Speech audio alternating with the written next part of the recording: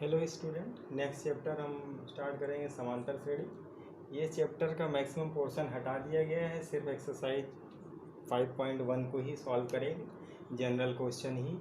और इसमें का योग वाला और उसके बाद वाला जितने भी टॉपिक है हटा दिए गए हैं। देखिए समांतर श्रेणी क्या होती है। समांतर श्रेणी वह श्रेणी होती है जिसमें प्रत्येक पद अपने पहले वाले पद से कोई एक कांस्टेंट वैल्यू जोड़ करके, अब वो कांस्टेंट आपका जो है क्या कहते हैं, इंटीजर समझिए कि पॉजिटिव हो या नेगेटिव, मतलब घटाई भी जा रही हो, जोड़ी जा रही हो या घटाई जा रही हो, तो उस संख्या, अगर कोई संख्या जोड़ी जा रही है या घटाई जा रही है, उससे अगला टर्म हमें मिल रहा है, तो ऐसी श्रेणी को जो है, ऐसी सीरीज को हम अर्थमेटिक प्रोग्रेशन कहते हैं। देखिए एक सीरीज हमने लिखी है 2, 5, 8, 11, 14, 17। अब यहाँ अगर आप गौर करेंगे तो आपको मिलेगा क्या कि 2 और 5 के बीच में क्या गैप है, इन दोनों के बीच में हमारा एक 3 ऐड हो रहा है। ऐसे इन सब के बीच में हमारा जो है +3 ऐड करके अगला टर्म हमें मिल रहा है। तो यहाँ पर आप ध्यान दें कि जो ये टर्म है इनको हम क्या इंडिकेट करेंगे। इन सभी टर्म में एक आपका जैसे पहला जो आपका फर्स्ट टर्म है ये लिखा हुआ है आपका, जैसे 2 लिखा हुआ है, तो इसको जो है हम, फर्स्ट टर्म है आपका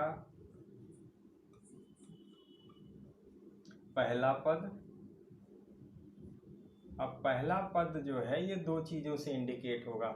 आप जो है इसे T1 भी कह सकते हैं, यानी टर्म 1, या कहीं पर A1, या फिर आपका जो है साथ में A। तो ये 3 तरीके से आपका जो है लिखा हुआ आपको सीरीज मिलेगा। A1 का मतलब भी पहला टर्म से मतलब है, T1 पहला टर्म है, ओनली A लिखा है तो भी पहला टर्म है। उसके बाद जो इनके बीच में 3 ऐड हो रहा है वो क्या है, इन दोनों टर्म के बीच का अंतर है, उसे बोलते हैं सारवंतर, कॉमन डिफरेंस।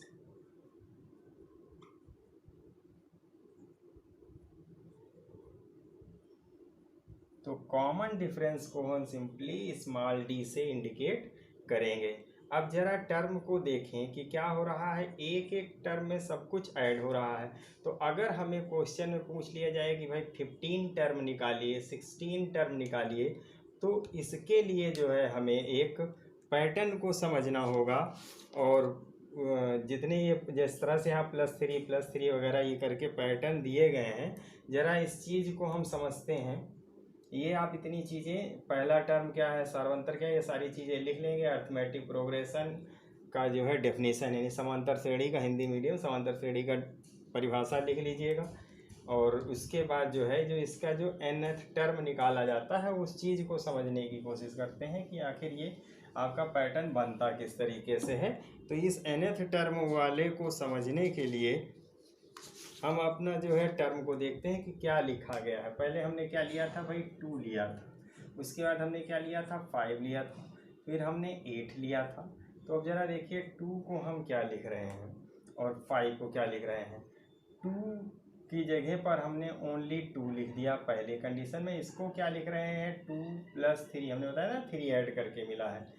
ये वाले चीज़ पे पर ज़रा यहाँ देखिए, हम यहाँ पर इसके साथ में 3 × 1 लिख रहे हैं, यहाँ पर लिख रहे हैं 3 × 0, कोई फ़र्क पड़ा नहीं। अब यहाँ देखिए इसकी जगह पर हम क्या लिख रहे हैं, 2 + 3 × 2 लिख रहे हैं। ये आपका क्या है, T1 पहला टर्म है, ये आपका क्या है, T2 दूसरा टर्म है, ये हमारा T3 तीसरा टर्म है, अगला जो है वो चौथा टर्म होगा, फिर ये 5वां टर्म होगा। यहाँ पर हमने क्या टर्म लिया था, 11, यहाँ हमने क्या टर्म लिया था, 12 लिया था। इसी पैटर्न से अगर हम इसको लिखना चाहें तो जरा देखिए 3 लिखने के बाद हमने पहला टर्म को वही रखा, फिर ये जो दोनों के बीच में अंतर चल रहा है वही लिखा, उसके बगल में फिर पहले वाले को 0 से, फिर 1 से, फिर 2 से गुणा किया है। तो अब ये वाला हमारा क्या बन जाएगा, 2 + 3 × 3, देखिए 3 × 3 9 और 2 11। इसको क्या लिख रहे हैं, 2 + 3 × 4। अब यहाँ टर्म को समझिएगा, ठीक है। एक तरह से देखिए 0 से मल्टीप्लाई कर रहे हैं, ये 3 हमारा क्या है, डिफरेंस वाला है, ये 2 क्या है, पहला है। अब इसको हम जरा यहाँ देखिए क्या लिखेंगे, अगला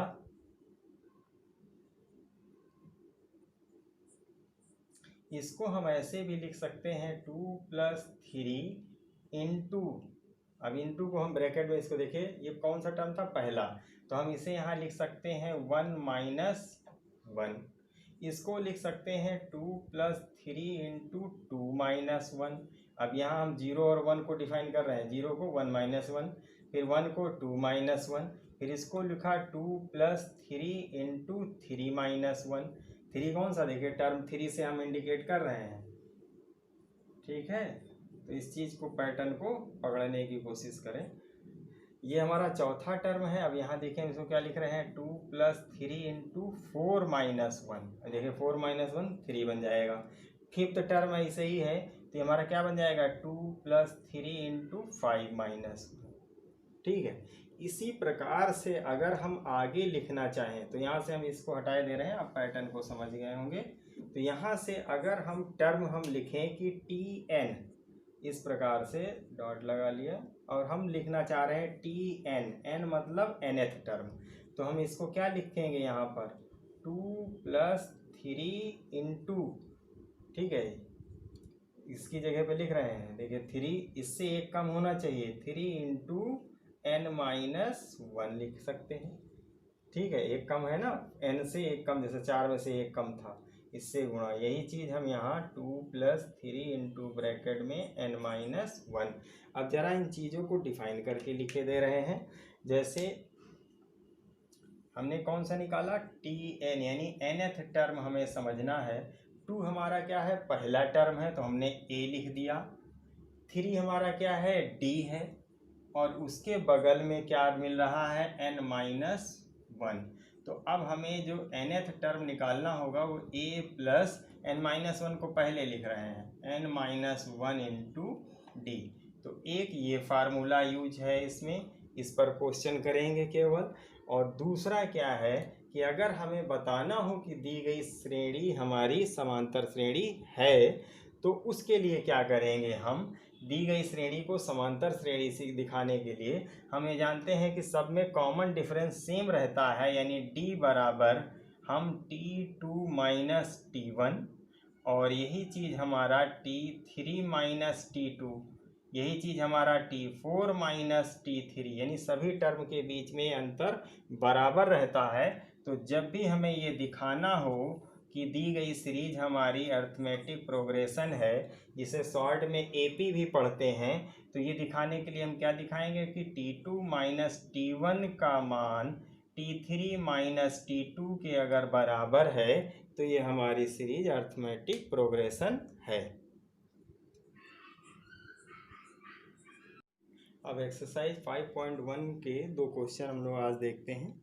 पहला क्वेश्चन दिया गया है, किसी अर्थमेटिक प्रोग्रेशन के 3 कॉन्सिक्यूटिव नंबर दिए गए हैं 4/5 x and 2, समांतर श्रेणी के 3 क्रमागत पद 4/5 x तथा 2 दिए गए हैं, तब x का मान ज्ञात करिए। क्या क्या है, अब पहला वाला यानी पहला टर्म T1 4/5 आपका है, T2 यानी दूसरा वाला टर्म जो है वो हमारा x है, और तीसरा वाला टर्म जो T3 है वो 2 दिया गया है। कहते हैं x की वैल्यू निकालिए। तो हमने लास्ट वाला फार्मूला जो देखा था वो था कि कॉमन डिफरेंस सब में बराबर होता है। इट मीन्स T2 - T1 की वैल्यू T3 - T2 के बराबर आएगी।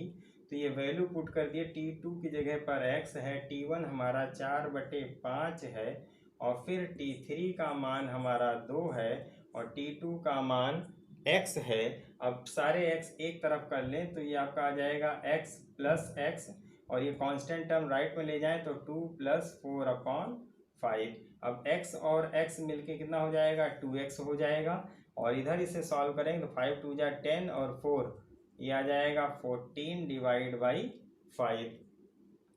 देन x की वैल्यू निकालनी है, तो आपका आ जाएगा 14/5, और इसे डिवाइड कर दीजिए 2 से, तो आ जाएगा x = 2 से 14 कट जाएगा, या ऐसे लिख लीजिए 14/2 × 5। अब 2 से काट दीजिए 7 आ जाएगा, तो 7/5, तो x का मान ये आ जाएगा।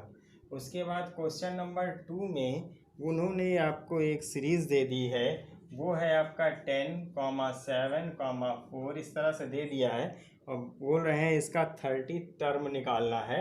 तो यहाँ देखिए पहला टर्म 10 है, इसको हमने लिखा a, यहाँ 10 आ गया।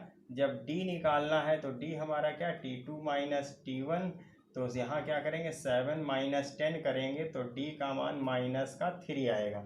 अब यहाँ देखिए 3 के सब्ट्रैक्शन पे चल रहा है और इन्होंने पूछा है 30 टर्म, तो यहाँ पर हमारा n की वैल्यू उन्होंने 30 की बात की है।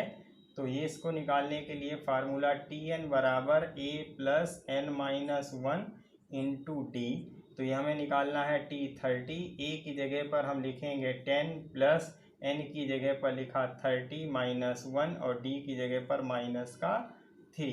अब ये आ गया 10, यहाँ से वैल्यू आ जाएगी 29 इंटू माइनस का 3।